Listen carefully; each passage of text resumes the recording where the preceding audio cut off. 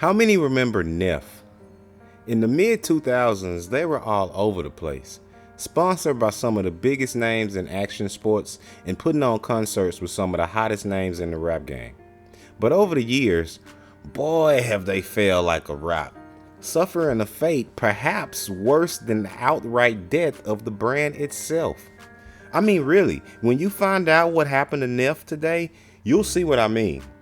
And if you've never watched one of my videos to the end, then this is definitely one you have to see all the way to the end, because trust me, man. So what exactly happened? Let's find out. I'm Nate the Great from TakeFlight214.com, and this is the rise and fall of Neff Headwear and Clothing. But before we get started, don't forget to smash that like button. Liking and sharing the video is the only way to get the algorithms to notice us and to help us grow into a larger channel. But with that being said, let's jump right in. Neff was launched in 2002 by Sean Neff, a Southern California kid with a dream of starting his own clothing line to fill a void that he felt was in the market at the time. Moving to Utah for college, Sean decided to go ahead and give it a try. He began printing tees with his last name on them and selling them out of his backpack around campus. Sean later met pro shredder Nate Bozug. The two like minds would hit it off and become friends. They would buy beanies and headbands from Target, add special knee flourishes on them, and then give them out to all of the pro snowboarders in the industry like Travis Rice, Ika Backstrom, and tons of others. But there was a catch though. Most had already signed endorsement deals with big name brands like Nike, Burton, and Quicksilver. And upon a closer look at one of his friend's contracts, Neff noticed the glaring omission that turned out to be a golden opportunity. None of the legal language specifically mentioned headwear. He realized that in order to get his stuff into this tiny community and not conflict with their clothing sponsors, he'd have to focus on headwear, although he would later branch out back into clothing and accessories including watches, but we'll get to that later. After the televised Pro Snowboarders Cup, Neff rolled up to Milo in Park City, one of the coolest skateboard shops in the country. He pitched his story and his product and secured Neff Headwear's first official account. Then came the wave that really brought Neff's brand vision into life. It started getting written up in magazines within the snowboarding community, and retailers began to reach out to Sean's cell phone, and he was able to handpick certain shops and send them product. Soon after being embraced by the snowboarding circuit, Neff started to see rappers like Lil Wayne and Kid Cudi rocking his beanies. Quote, I was like, whoa, this is even doper, because the snowboarding guys, they have a good reach, but these guys, their reach is times 100, end quote. But it was Neff's first ever collaboration with the iconic rapper Snoop Dogg that ultimately propelled the company into mainstream recognition. Launched in 2009, the Neff by Snoop collection, which the rapper helped design, also paved the way for future partnerships. After this, things began to boom for Neff and his brand. They were huge in the action sports world with sponsoring riders. They had gotten their foot in the door of the rap world, and things couldn't have looked brighter. In 2011, Neff teamed with the actress Scarlett Johansson to launch a charitable beanie for cancer patients. The company has also designed two collections with the evil Disney, one inspired by Mickey Mouse and the other spotlighting its most infamous villains. Other collaborations over the years included musicians such as Wiz Khalifa, Damian Marley, 2 Chainz, and Mac Miller. And off the strength of the hats, Neff decided to lean back into clothes and other accessories.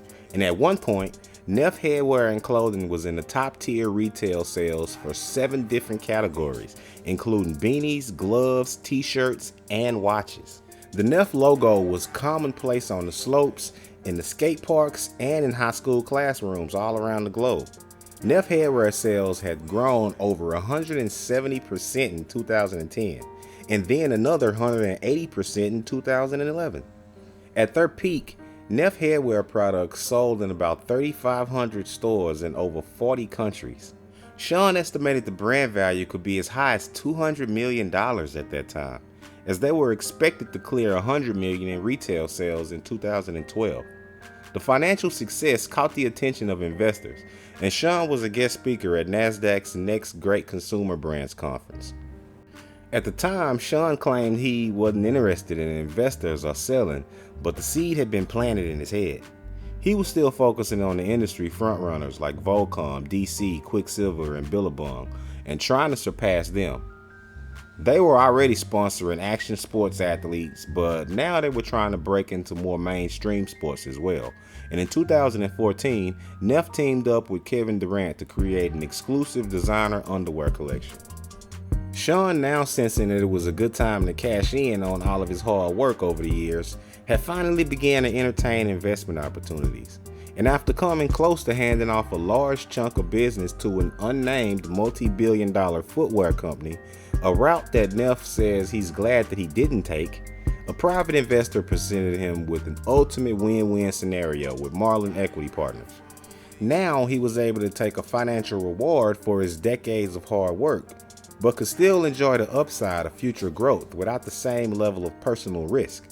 Most importantly to Neff, he was able to retain creative control and still steered the ship through on a daily basis. A few years later, in 2017, Mad Engine announced that it would be purchasing 100% of the company from both Marlin and Neff. Sean was retained as the chief creative officer of the brand to oversee the transition. And with the addition of him to their leadership team, Mad Engine planned to continue their aggressive growth path, maintaining their foothold as an industry leader in the licensing world, while also diversifying into a brand apparel and accessory space. However, by this time, consumers had begun to grow tired and move on to other trends and other brands. Neff had grown immensely over the years, but perhaps they had grown a bit too much, if that's even such a thing. Remember when I said that they were sold in over 3,500 stores in 40 countries? Well, a good chunk of those were your favorite mall stores like Zoomies and PacSun. And as viewers of my channel know, this is the place where once hot brands go to die. There's something about the overproliferation of those stores provide that turned fans off, and it was no different for Neff. They would continue to pull in revenue, but they were on the downside of the ascension hill. Today, Neff is arguably in the worst shape of any of the brands that we've covered in our history of this channel. How so, you ask? Well, a few weeks ago, I was in my local Walmart and passing by the clothing section, which is on the way to the groceries, when I was stopped in my tracks.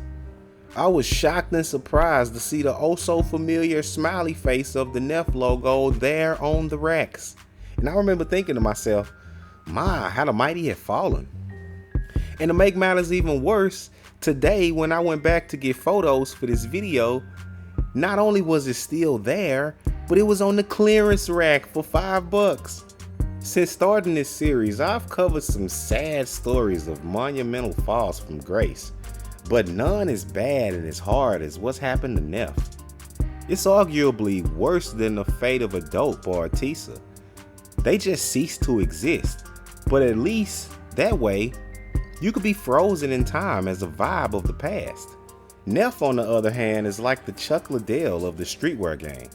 They stuck around way too long, and what we once saw as a monument of time is now looked at as kind of like a joke. But it doesn't stop there, because to make matters worse, as if they could be worse, the snowboarding team that they were sponsoring were let go in the most unceremonious way possible. Snowboarder Tim Humphries took to Reddit a year ago to air out Neff, stating, quote, "Neff sold out to a bigger company. They fired all the original employees and cut ties to snowboarding. Neff does not support snowboarding anymore," end quote. He went on to say, quote, "I was a prominent member of the Neff Snow team, helping build the brand over the last 12 years. It used to be run by shredders, and the snow community made it flourish.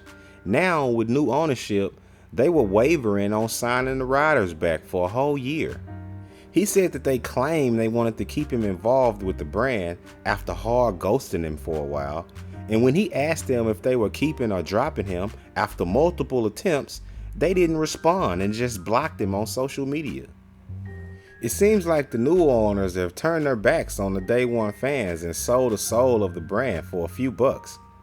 I actually thought about buying that shirt for old time's sake since it was only $5, but Thinking about how they did their riders dirty, I really didn't want to support that kind of behavior. It seems like they've set a new low in the life cycle of streetwear brands. Most brands blow up and burn out, but Neff didn't just burn out. They are seemingly burning for all eternity in the proverbial hellfires that is the Walmart clearance rack. But hey, to their credit, Walmart is stepping it up a bit in the selection department with brands like Reebok and WESC, but is that a credit to Walmart or a knock on the brands? I don't know, you be the judge. Hit us in the comment section and let us know if you would still wear Neff today. Also, if you haven't, don't forget to hit that like button for us. I spend a good amount of time doing these videos, and all I really ask in return is that you guys show a little bit of love by hitting the like button. And if you really want to help, sharing the video is also a great way to help us to continue to grow as a channel. And if you want to be updated every time we drop a new episode just like this one, then don't forget to hit the subscribe button and then the notification bell to be dinged when each new episode drops. But with that being said, I'm Nate the Great from TakeFlight214.com signing out. Until next time, peace.